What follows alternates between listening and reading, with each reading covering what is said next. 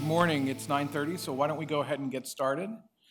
I know people will still be trickling in, but we'll go ahead and get started so we don't get too far off a schedule too quickly.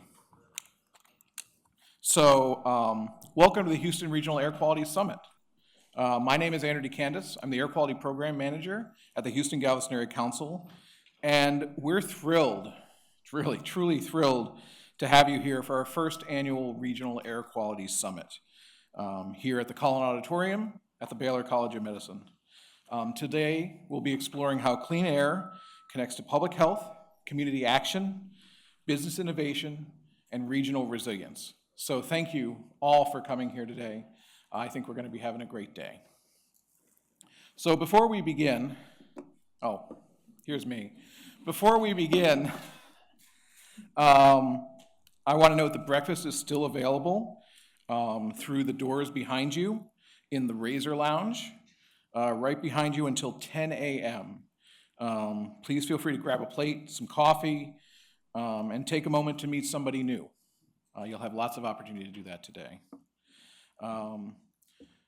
If you're looking for restrooms, they're out these doors and down the hall and to the right. You'll see them right down there.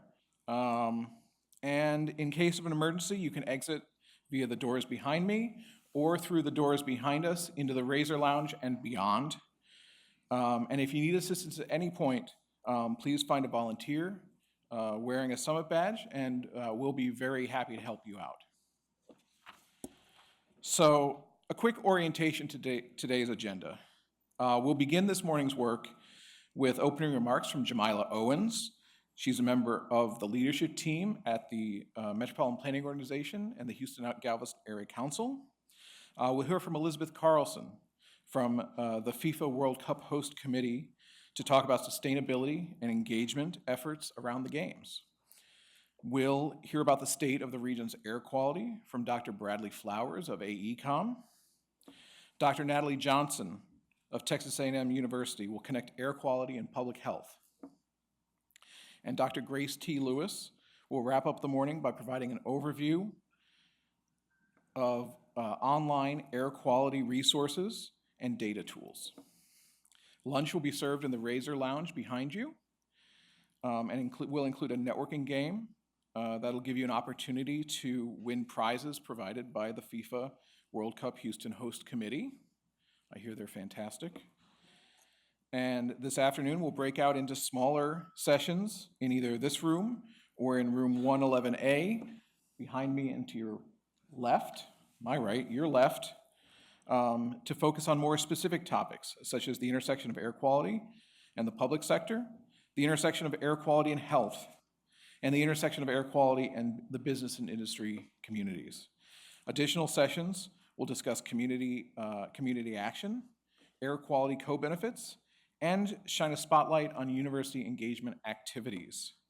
We'll have more information about each of these sessions as we get closer to lunch, and as well as their locations.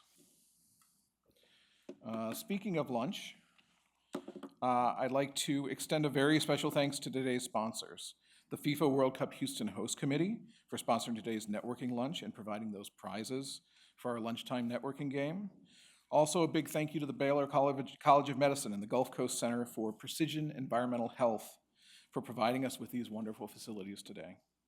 And thank you to all of our speakers, moderators, and panelists for sharing their expertise, and to all of you for joining us for this summit. And also a huge thank you to Far Andrews, as well as Vinny Polignano for really driving this event and putting it together. So I know that everybody is ready to get going, but in addition to welcoming folks, I want to take the opportunity to make a few announcements about several ongoing and related air quality activities from HGAC that we think you should know about. First, we're in the process of putting together our Regional Clean Air Action Plan. This will provide a coordinated roadmap to reduce emissions, protect health, and help our communities and businesses thrive in a cleaner and healthier environment. The plan will include key focus areas that will serve as a blueprint for actionable steps towards a cleaner, healthier, and more resilient region. Development of the plan is underway and will be completed in December, and you can learn more about this Clean Air Action Plan via the QR code on the screen. And at that website, you can also fill out our survey to provide input into the strategies and goals that will be included as part of that final plan. So this is your opportunity to have your say as that plan is being developed. Aligned with that effort, we're also forming a work group to provide direct input into the development process for the Air Quality Action Plan. And this group will help shape clean air strategies, review technical resources and regional data prior to the release of the report, and provide feedback on priorities for the Clean Air Action Plan. If you're interested in taking part in the group, please follow this QR code. It's a separate QR code where you'll find more information and be able to express your interest in participating. And finally, I want to let you know the Houston-Galveston Clean Cities Coalition will be holding an in-person stakeholder meeting at Houston Metro's Fallbrook facility on October 15th. And this meeting will include a tour of Metro's alternative fueling facility, as well as information about ongoing alternative fuel efforts at both Metro and at HGAC. So please follow this QR code for more information about the meeting and to RSVP. QR codes are really useful, aren't they? So without further ado, let's get started. It's my pleasure to introduce our first speaker of the day, Jamila Owens, to give opening remarks. So Ms. Owens is an Assistant Director of Transportation at the Houston-Galveston Area Council, the Metropolitan Planning Organization for the 8-county area that includes City of Houston and Harris County and all the surrounding counties. Her areas of focus include transit planning, transportation systems management and operations, transportation demand management, air quality, and project delivery. Jamila holds a master's degree in business administration and a bachelor's degree in philosophy and the TDM certified professional credential. Please join me in welcoming her to the stage. Jamila Owens.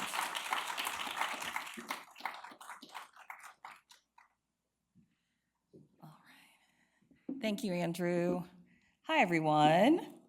On behalf, well, first I'll have to say it's really odd to see your face that large when you're sitting that close. Like, whoa, okay, there I am. On behalf of the region's Transportation Policy Council and the staff of the Houston-Galveston Area Council, I want to welcome you to the 2025 Air Quality Summit. We're pleased to see so many of you here, and I hear we're going to have even more joining us throughout the day. You represent communities, businesses, industry, nonprofits, and public agencies who are all gathered today to talk about an incredibly important issue facing our region, our air quality. Air quality is something that affects every single one of us every day, whether you live in downtown Houston, along the Ship Channel, in a fast-growing suburb or rural area. The air we breathe has a direct impact on our health, our environment, our economy, and our quality of life. Little known fact, my start in transportation after grad school was at a nonprofit in Atlanta, Georgia, called the Clean Air Campaign. This was my first intro into transportation and into looking at environmental issues. There, I was told a story that in preparation for the 1996 Olympics, community leaders in Atlanta were so worried about congestion and traffic that they worked with all of the large employers and pushed telework across the region. And you know what? They were successful. It worked. Not only was it a great success for congestion, as an added bonus, what they learned was that childhood asthma hospitalizations dropped as well during that same period. So that campaign became the nonprofit, and I learned that when I was hired. To this date, the Clean Air Campaign, now called the Georgia Commute Options Program, still has a really strong telework services program in Atlanta. But air quality, of course, doesn't just impact health in Atlanta. It contributes to higher rates of asthma in our region and across the country. as well as contributes to other respiratory illnesses, affecting the most vulnerable among us, including our elderly and our children.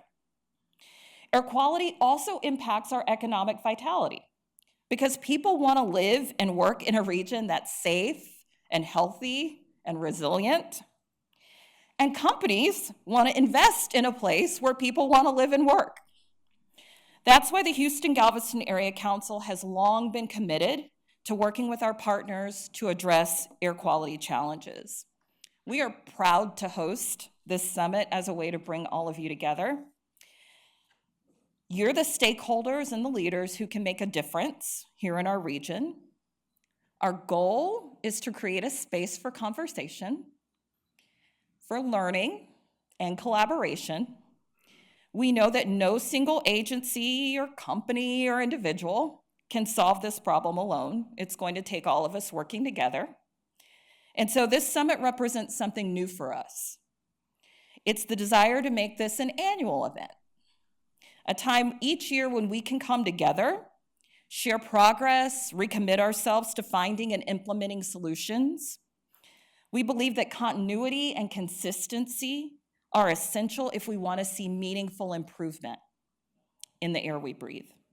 And while today we focus on air quality, we have a lot of other programs that this deeply connects with. For instance, our Commute Solutions program. This month, they have a Breathe Easy campaign. Their goal is to help reduce traffic congestions and emissions by encouraging alternatives like carpooling, vanpooling, public transit, and yes, telework. Our trip reduction efforts directly support cleaner air by reducing the number of single occupancy vehicles that we have on the road. Air quality also aligns with our broader work in transportation, including our planning efforts and our sustainability efforts. When we talk about building a more efficient, connected transportation network, we're talking about investing in active transportation like biking and walking or exploring cleaner vehicle opportunities.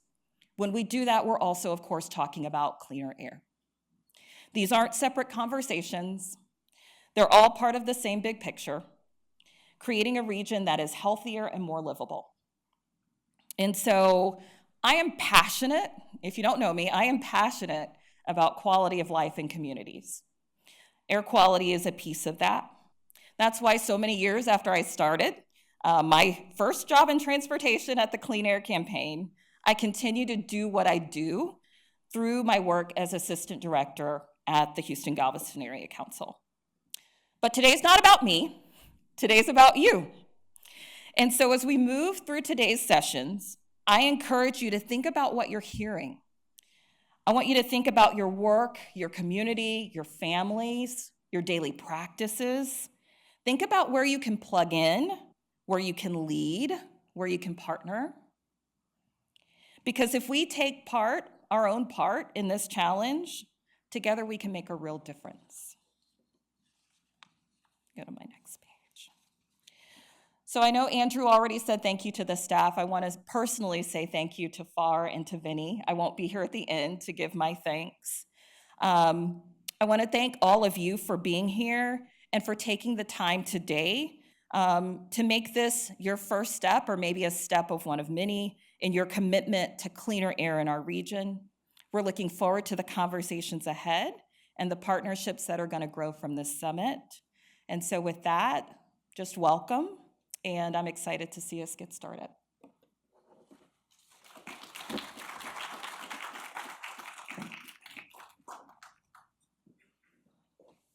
All right, thank you very much, Jamila. We really appreciate that warm welcome.